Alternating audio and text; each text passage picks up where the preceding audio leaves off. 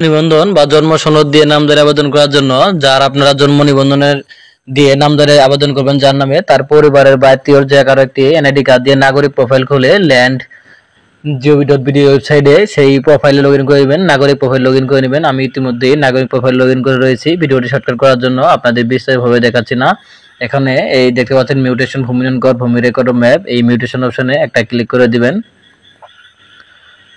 অর্থাৎ যে কাউকে প্রতিনিধি বানাতে হবে, একজনকে প্রতিনিধি বানিয়ে নামজারি আবেদন করতে হবে। সরাসরি জন্ম নিবন্ধন দিয়ে নামজারি করার কোনো অপশন নাই, অবশ্যই প্রতিনিধি বানিয়ে প্রতিনিধিত্বের মাধ্যমে নামজারি জন্ম নিবন্ধন দিয়ে আবেদন করতে হবে। তাই আমি এই নামজারি অপশনে ক্লিক করার পর দেখতে পাচ্ছেন নতুন আবেদন করুন। যারা নতুন আবেদন করবেন এই অপশনে ক্লিক করবেন, ক্লিক করে এই 20 টাকা কোড ফি পরিশোধ করতে হবে। আর যাদের কোড ফি পরিশোধ করা হয়েছে, যে দেখতে পাচ্ছেন আমি আগে থেকেই কোড ফি পরিশোধ করে রেখেছি, সেই জন্য এখানে হচ্ছে বর্তমান অবস্থা কোড ফি পরিশোধিত, এখানে পদক্ষেপ অপশনে ক্লিক করে দিলাম। আর আপনারা যদি কোড ফি পরিশোধ করে না থাকেন তাহলে নতুন আবেদন করুন অপশনে ক্লিক করে কোড ফি পরিশোধ করে নেবেন। আমি যেহেতু আগে থেকে কোড ফি পরিশোধ করেছিলাম সেজন্য এই পদক্ষেপ নিন অপশনে ক্লিক করে দিলাম।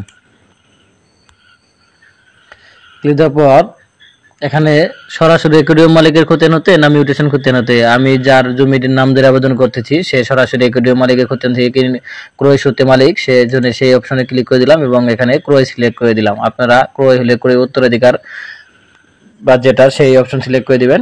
এখানে গ্রহীতা বা আবেদনকারী বয়স কি 18 বছরের কম বা বেশি, আর না আমি যার জন্ম নিবন্ধনটি আবেদন করছি নামজারি সে 18 বছরের বেশি বয়স অর্থাৎ প্রাপ্তবয়স্ক ব্যক্তি, কিন্তু এনআইডি কার্ড নাই। আপনি কি প্রতিমত আবেদন করছেন? হ্যাঁ, এখানে হ্যাঁ ক্লিক করে দিবেন।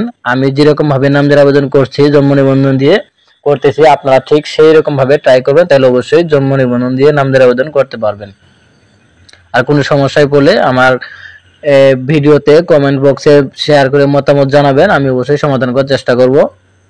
এখানে প্রতিনিধির জাতীয় পরিচয়পত্র নম্বর দিতে বলতেছে, অর্থাৎ যে প্রতিনিধির আপনার আইডিতে লগইন করে আছেন তার এই জাতীয় পরিচয়পত্র এখানে দিবেন।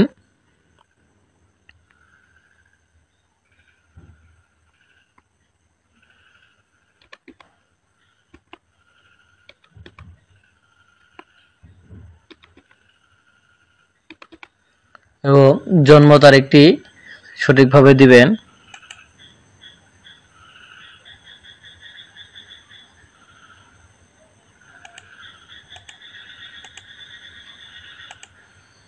গ্রহীতার সাথে সম্পর্ক দিবেন, যে সম্পর্ক সেই সম্পর্কটি দিবেন।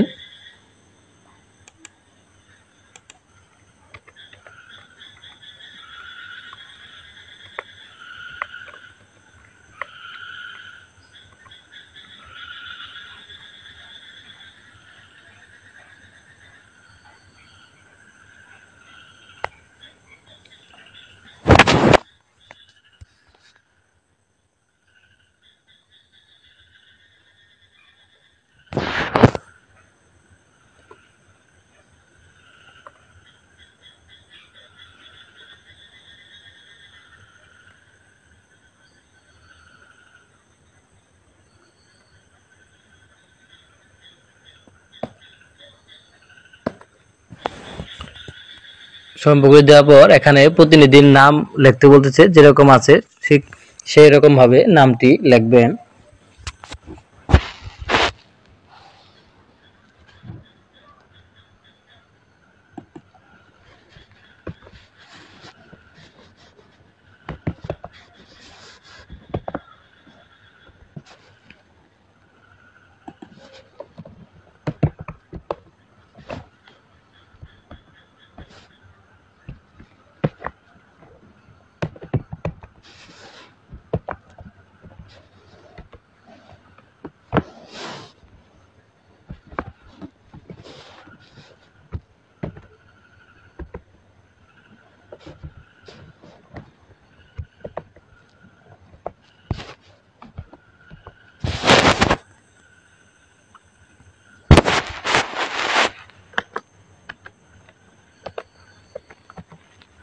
এবং পিতার নামটি দিবেন।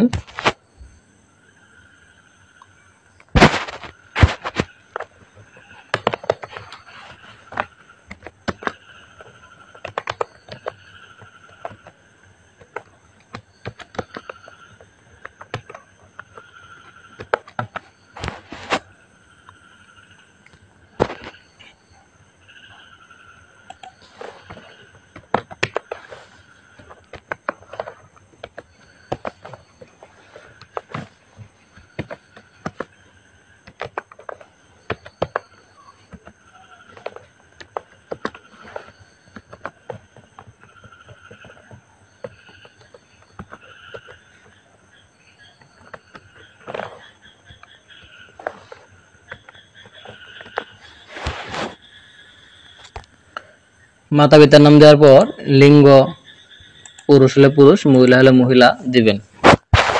ঠিকানাটা নিজ দিয়ে দিবেন, সবচেয়ে ভালো হবে নিজ।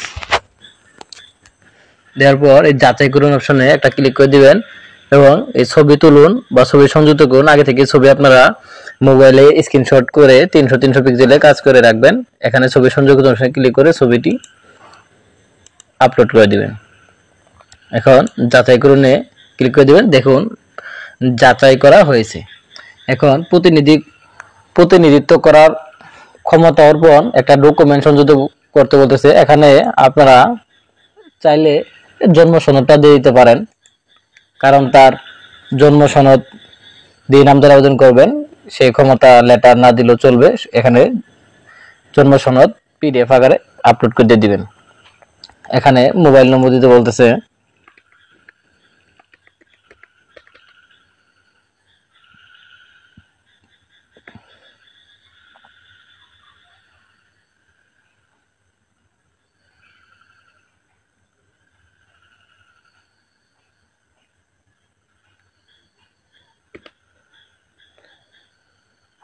আবেদনকারী গ্রহীতা তথ্য একক বা কি যৌথ, এখানে এককের মধ্যে ক্লিক করে দিবেন। যৌথ হলে যৌথ, আমারটা যেহেতু একক, আমি এককে ক্লিক করে দিলাম।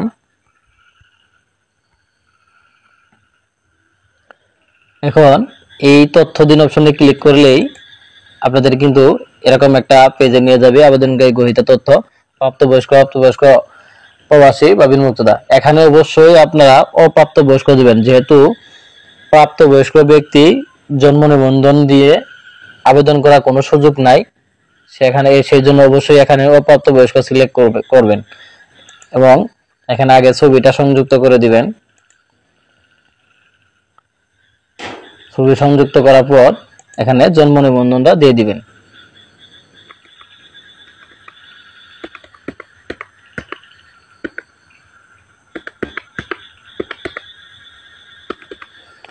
এবং জন্ম তারিখটা দিয়ে দিবেন। জন্ম তারিখটা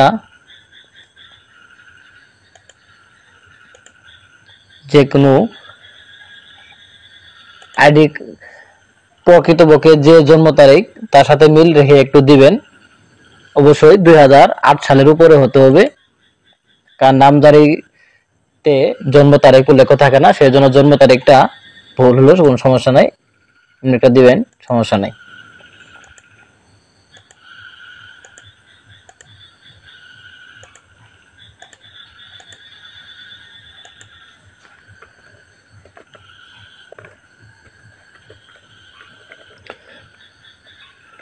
অভিভাবকের নামটা দিবেন, অভিভাবক যে কারো বানাতে পারেন, সমস্যা নাই। এখানে মোবাইল নম্বরটি দিবেন এবং ঠিকানা সিলেক্ট করে দিবেন।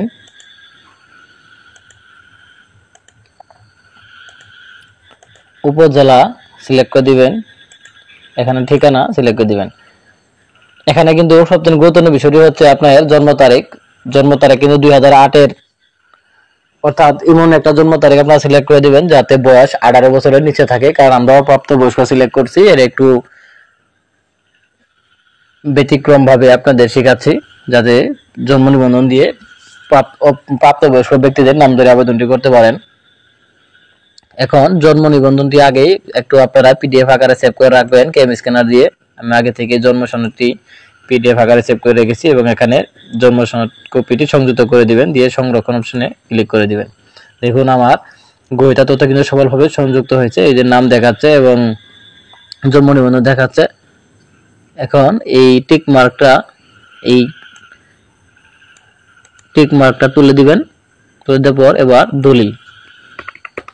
দলিল নম্বরটি দিবেন এবং দলিলের তারিখ দিবেন। আপনাদের দলিলের যে তারিখ আছে সেই তারিখটি দিবেন এবং দলিলের মূল্যটা অপশনাল। দলিলের পৃষ্ঠাটা অবশ্যই দিয়ে দিবেন, পৃষ্ঠাটা গুণে দিয়ে দিবেন, সাব রেজিস্ট্রি অফিস দিয়ে দিবেন এবং দলিলের কপিটি সংযুক্ত করে দিয়ে দিবেন। এখন দলিল অনুযায়ী আবেদন জমি তফসিল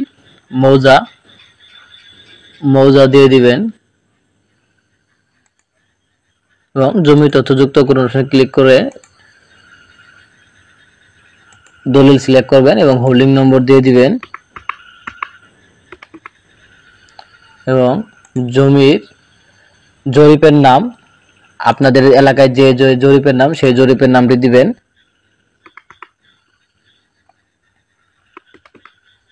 এবং যাচাই করুন অপশনে ক্লিক করে দিবেন।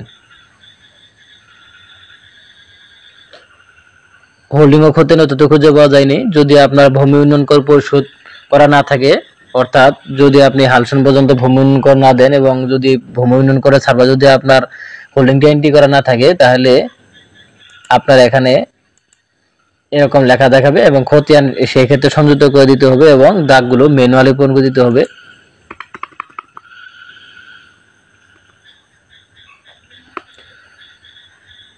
এবং সবকিছু ম্যানুয়ালি দিতে হবে।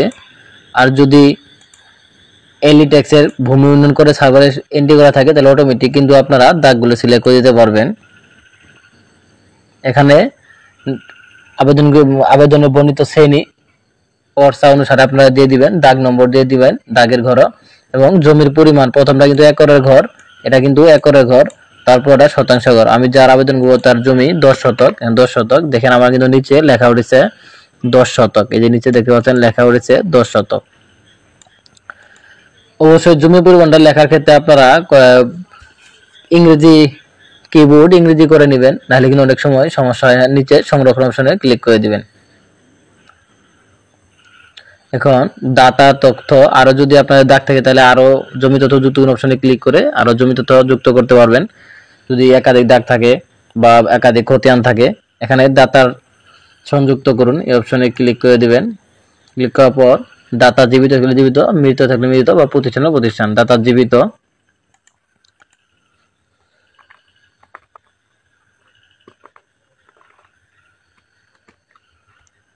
এবং দাতার পিতার নামটা দিয়ে দিবেন।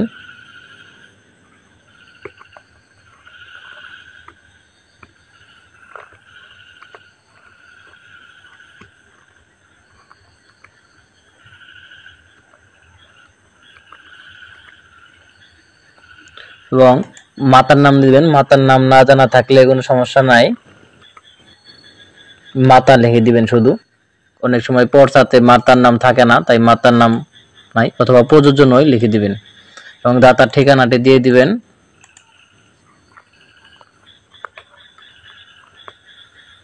এরপর এখানে জমির পরিমাণ যতটুকু আবেদন করছেন ততটুকু আবার লিখতে হবে। সংরক্ষণ অপশনে ক্লিক করে দিবেন।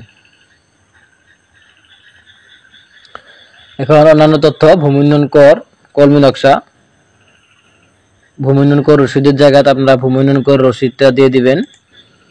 আর যদি না থাকে তাহলে দেওয়ার প্রয়োজন নাই। আর অন্যান্য অপশনে ক্লিক করে অন্যান্য ডকুমেন্টগুলো সংযুক্ত করে নেবেন। এখন সংরক্ষণ এবং পরবর্তী অপশনে ক্লিক করে দিবেন। সংরক্ষণ এবং পরবর্তী অপশনে ক্লিক করার পর এরকম একটি ইন্টারফেস শো করবে। আবেদন সংক্রান্ত ঘোষণা, গ্রহীতা মালিকানা দাবি সঠিক আছে কিনা, হ্যাঁ আছে। আবেদন জমি গ্রহীতার দখলে আছে কিনা, হ্যাঁ আছে। এই দুটো অবশ্যই হ্যাঁ দিবেন। আবেদন জমিতে আদালতে নিষেধাজ্ঞা আছে কিনা, নাই। আদালতে নিষেধাজ্ঞা থাকলে কিন্তু সুস্পষ্ট প্রমাণ দিতে হবে, তাই নাই। এখানে না অপশন ক্লিক করবেন। সরকারি স্বার্থ আছে কিনা, নাই। জমি যৌথ হোল্ডিং সহ ভূমি উন্নয়নকে পরিশোধ করা আছে কিনা, অর্থাৎ জমি খাজনা দিয়ে আছে কিনা, হ্যাঁ থাকলে হ্যাঁ দিবেন, না থাকলে নাই। এখানে হ্যাঁ দিয়ে দিবেন বা না দিয়ে দিবেন, না থাকলে নাই। গ্রহীতাদের মধ্যে বর্তমানে খতিয়ান আছে কিনা, নাই। আর হ্যাঁ থাকলে হ্যাঁ দিয়ে দিবেন, তাহলে খতিয়ানগুলো লিখতে হবে। এখানে প্রযোজ্য নয় এই অপশনে ক্লিক করে দিবেন। ইতিমধ্যে চূড়ান্ত রেকর্ড প্রকাশিত বর্তমান আবেদন সেবিতে ব্যবহৃত হয়েছে, এই অপশনটিতে সিলেক্ট করে দিবেন এবং এখানে একটা শর্ত দেখতে পাচ্ছেন, সেই শর্ত অনুসারে এই টিক মার্কটা একটু তুলে দিবেন।